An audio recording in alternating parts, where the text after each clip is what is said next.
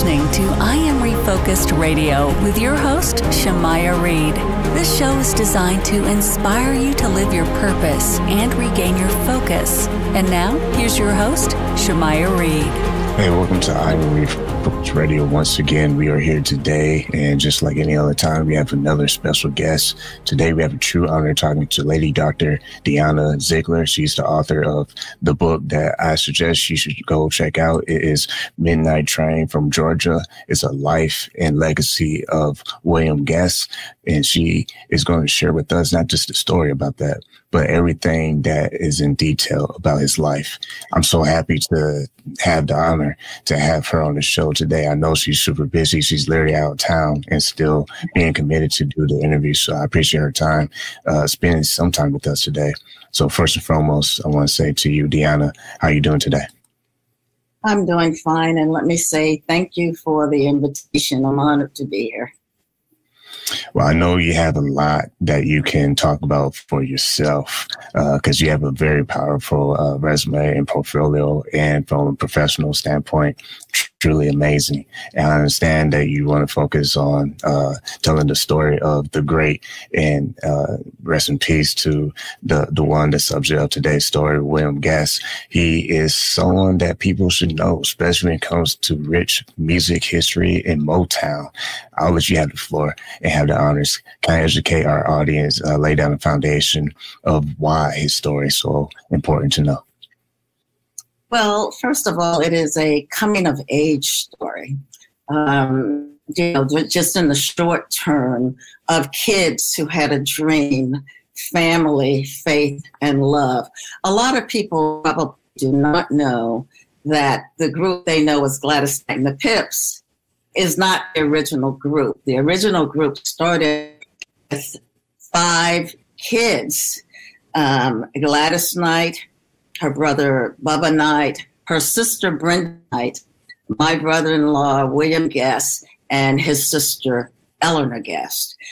They were raised in Atlanta, Georgia, in the church. So it really started at Mount Moriah Baptist Church. But even before they started singing as kids as a group, my brother-in-law would say, and I call him Babe Bruh, so you'll hear me go from William to Babe Bruh, but he would say that he started music from being probably singing and dancing because his family, his grandmother, his mother, his father, and his uncle, they sang on the back porch at their house for the neighbors. So the neighbors would gather just to hear the grandmother and the uncle playing the guitar and singing when he was a little boy.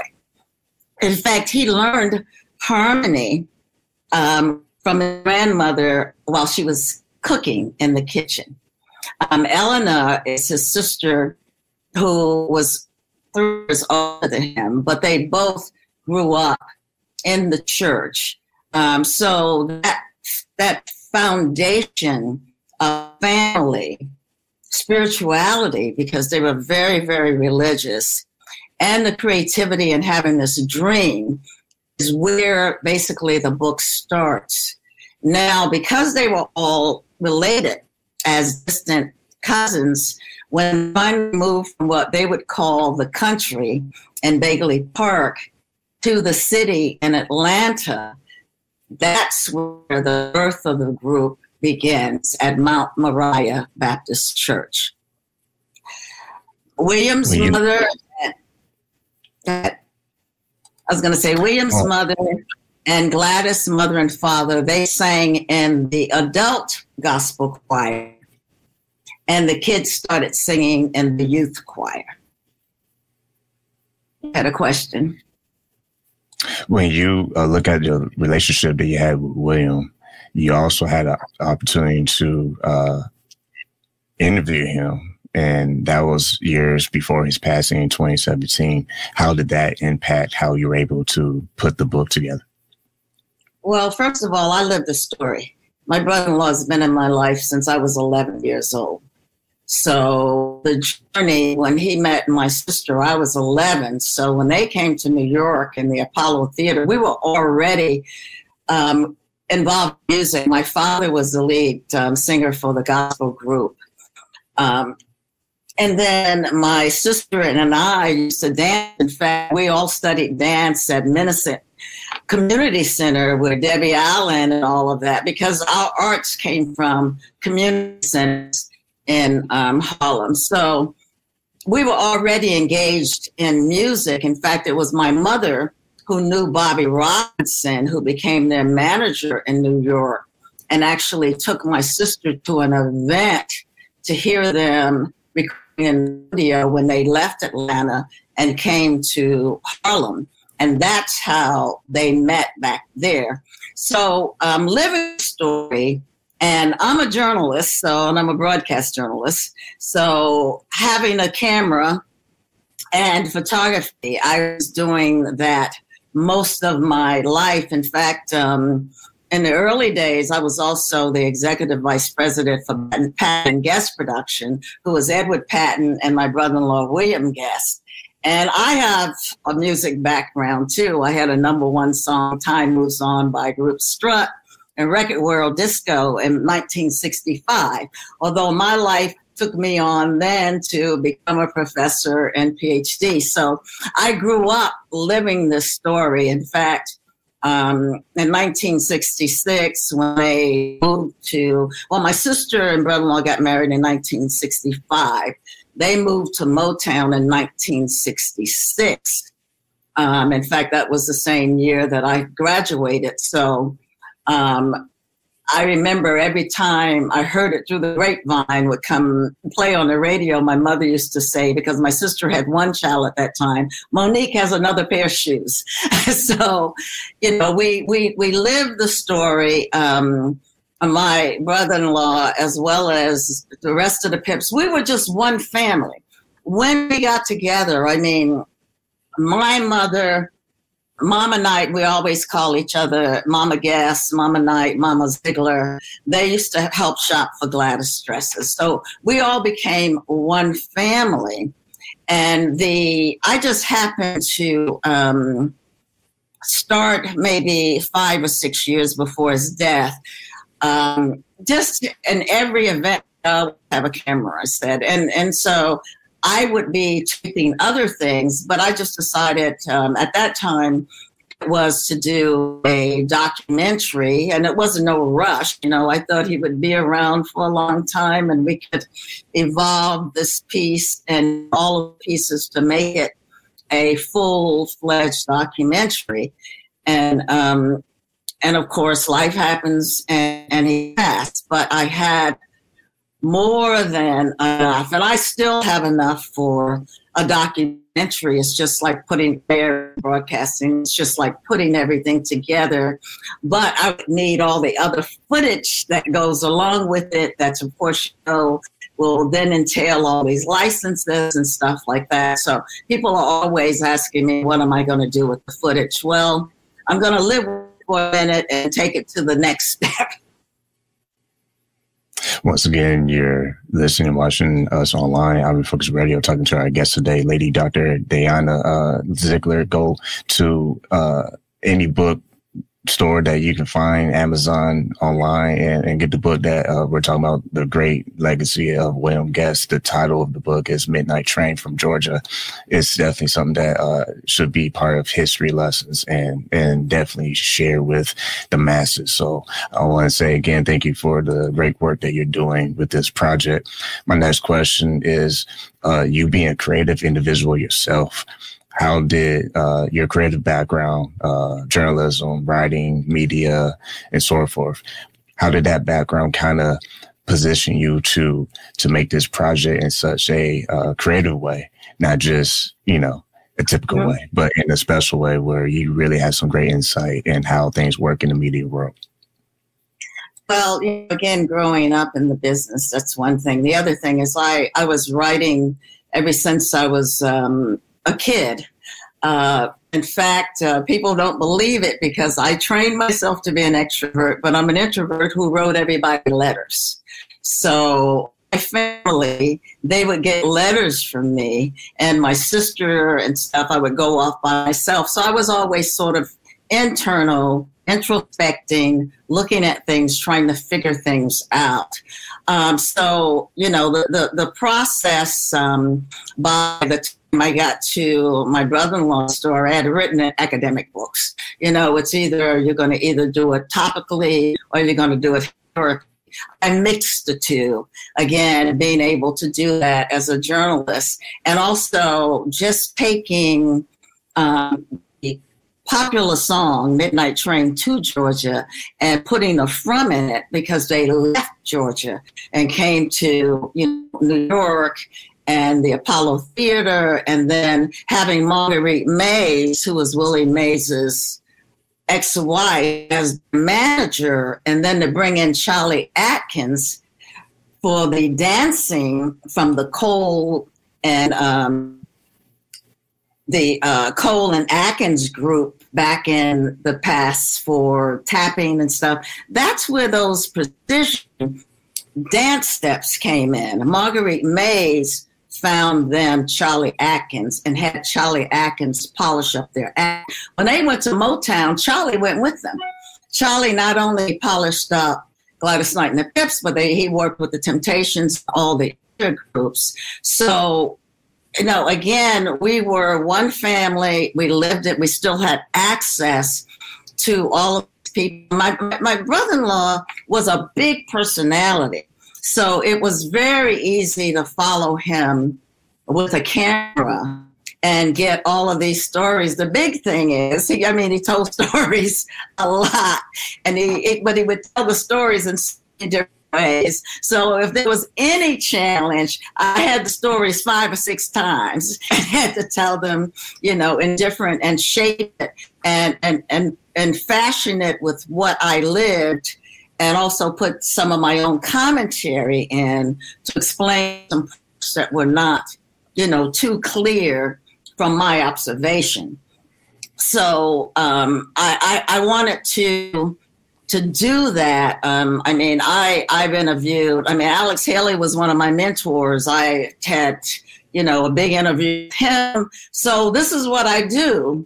But, you know, when it comes to family, the fashioning and the shaping is different. So I would have to go to Detroit. And some occasions he came down to Florida, you know, for 2 or 3 days, especially towards the end of his life.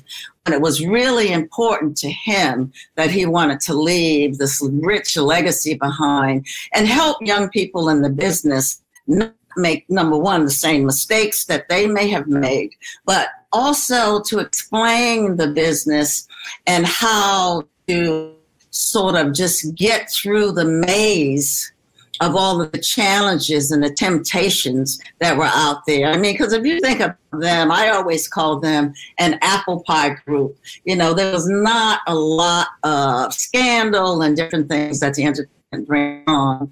So there's a spiritual foundation, because a lot of this was couched in faith. They prayed before every performance. This was just the way they did from little kids. So that spiritual foundation, that love, and that they were committed to be the best that they could be, to deliver the best music, to deliver the best entertainment, you know, to the community. And that's what they did. And history shows the music speaks for itself. Rich legacy.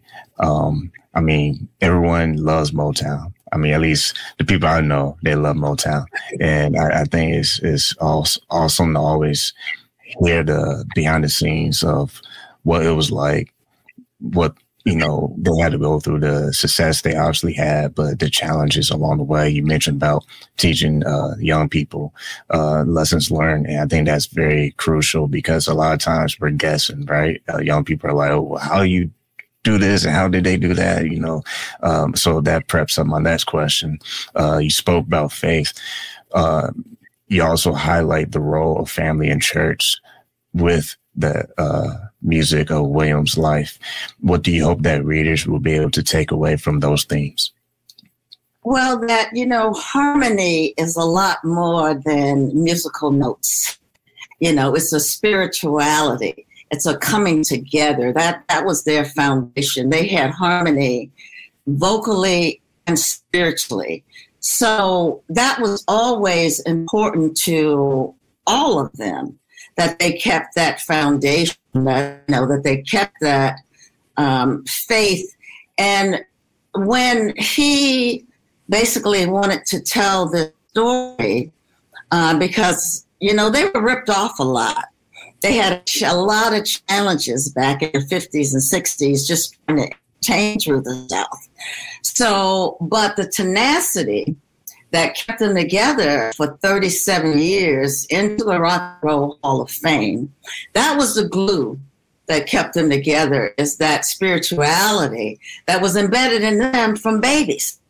So that was that foundation kept things, I would say, as smooth as they could be in this business, because there's so many temptations out there. And reading the book, and I'd be the first to tell anyone with that he was not a saint.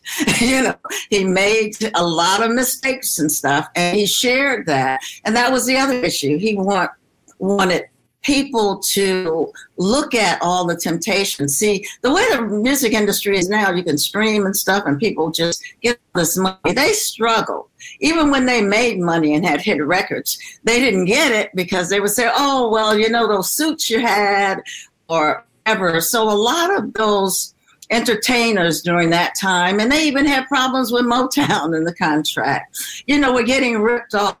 They eventually moved to Buddha Records, where the hit Midnight Train to Georgia came, and the Grammy Records and stuff, and eventually getting them into the Rock and Roll Hall of Fame. So that, I would say, the harmony is something important to learn. And again, they had some intuitive things, again, that were a lot of just their background, which was the foundation that never left them, never forgot where they came from. He never forgot where he came from, and he always wanted to give back. Yeah, I remember you mentioned earlier talking about how they would pray before each performance. Having that type of mindset and having that kind of security in one's faith, do you believe that's why your family, including yourself, have been able to do so many things that the average person will never even probably see happen in their lifetime? Because y'all have truly made not just history, but made a real impact in the music industry and culture. Right. I mean, even watching them, helped me. Like I said, it's been in my life since 11 years old. I mean, he would sit me down as a little girl, I don't ever want to hear. I mean, he did not want us backstage. There was certain things, it was always protection. And he always, lifted up, I became a professor, and, I was also, besides writing music myself, I was in advertising, so I was a copywriter, producer. I'm a producer director. So he always, lifted us up to be whatever we wanted to be, but never put us down when we made mistakes. He would talk to us and learn and contrast his life with what may have happened and create a bridge of understanding where then I would say, okay. And I could still hear voices in the back of my head. He called me little Dada until he died, so, and he would say we were partners, because we could, not only deal with the music and entertainment, but he would sit us all down, and just pour out wisdom based on what the things that they learned on the road and the things not to do, and always be a lady and don't ever want to hear anything, and protected us. It's so funny because all of us, because he was in a car accident and he was asleep. To give you an example, he never allowed us to sleep in any cars. Always be, because he almost lost his life. There were certain things that, some may consider superstitious, and we laugh and stuff, but we used to do it because there was an understanding and he had a connection to a story of why this should not be done or why it would be best to do something another way. So, towards those last 5 years or so, it was really about leaving the wisdom behind for young people. I mean, he was still writing and trying to record an album up until his death. So he never stopped singing. He never stopped playing. And people don't know, early on, he wrote the song Linda and Darling while Gladys went and left the group for a while and had children. And Bubba even said that he kept the group alive with his writing. So he wrote Linda, wrote Darling, but what's important, and I didn't know that until the funeral, when Bubba told us that he put the woo woo and Midnight Train. They did the choreography because they could not find Charlie Atkins and they didn't have enough time.